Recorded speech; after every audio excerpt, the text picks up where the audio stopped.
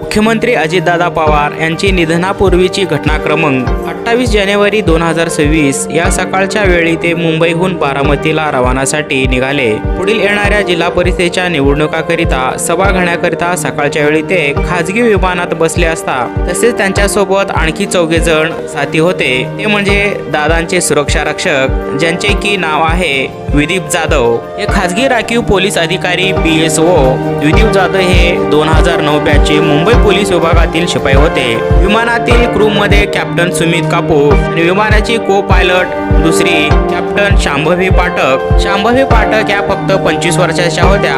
ग्वालियर मधील वायुसेना बाल भारती स्कूल मधील त्यांनी शिक्षण घेतले.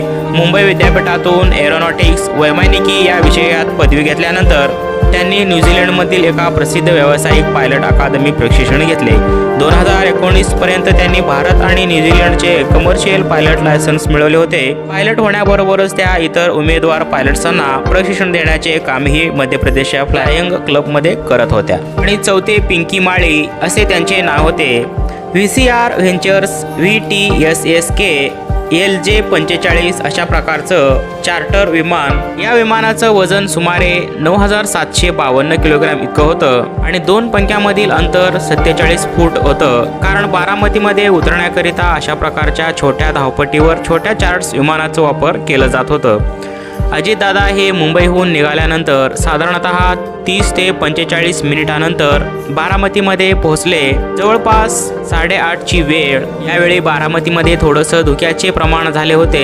त्यासाठी वैमानिक चालकांना आकाशामध्येच राऊंड मारली. पहिल्याच राऊंडच्या प्रयत्नामध्ये विमान उतरू न शकल्यामुळे ते पुन्हा धावपट्टीच्या दिशेने वळण घेतले आणि त्याच वेळी ते रडारवरून दिशेनं असं झालं. सकाळची वेळ 8 वाजून जवळपास 45 मिनिटांनी खाली आलं आणि त्याचा जोरात मोठा असा स्फोट झाला अशी बातमी तेथील वास्तव्यास राहणाऱ्यांनी सांगितलं. विमान जसं खाली कोसळलं तितक्यात इंधनाने भरलेले असलेल्या टँकमुळे विमानाचा जोराचा स्फोट झाला.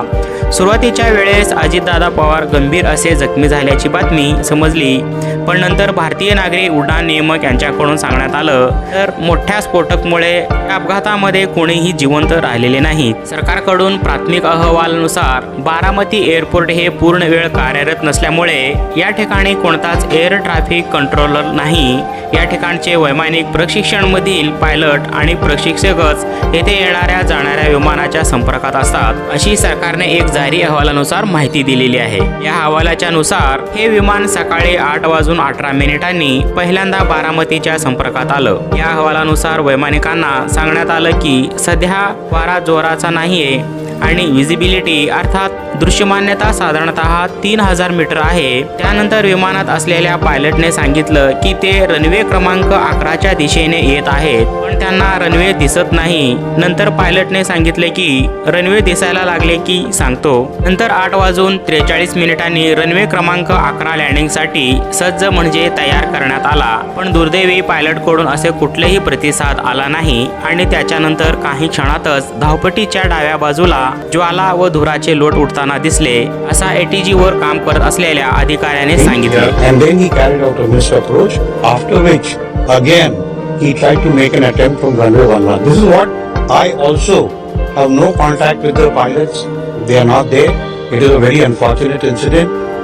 We are very sad about it. Very experienced pilot, more than 16,000 hours of experience. Very seasoned. The co-pilot was also 15,000 hours. 1,500 hours. There was absolutely no problem in the aircraft. There was no technical failure in the aircraft. सध्या नागरी उड्डाण मंत्रालयाच्या aircraft accident investigation bureau यांनी या संपूर्ण घटनेचा तपास करण्यास हाती घेतले आहे. AAIBचे महासंचालक यांच्याकडून कोणती माहिती पुढे येईल ते पुढील व्हिडिओत पाहूया.